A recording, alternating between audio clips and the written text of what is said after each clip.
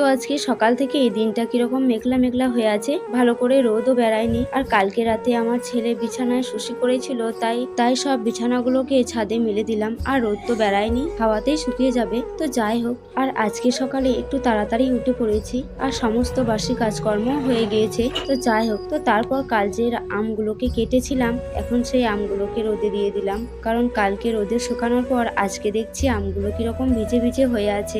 আর এই আমগুলো ভেবেছিলাম আচার বানাবো, কিন্তু আমার শাশুড়ি মা বলে যে আশুক গায়ে নাকি আচার বানাতে নেই। তাই আমি ভাবলাম আমগুলোকে শুধু শুকিয়ে রেখে দেবো, পরে যখন টক করবো তখন এই শুকানো আম দিয়েই টক বানানো হবে। তো তারপর আমগুলো মেলে দিয়ে চলে আসলাম নিচে। তারপর সবার জন্য চা বানাইছিলাম, আর অনেকদিন থেকে দুধ চা খেতে ইচ্ছা করছিল, তাই আজকে দুধ চা বানিয়ে নিলাম। আর আমাদের বাড়িতে এমনিতেই কেউ দুধ চা খেতে চায় না, তাই দুধ চা খুব কমই হয়।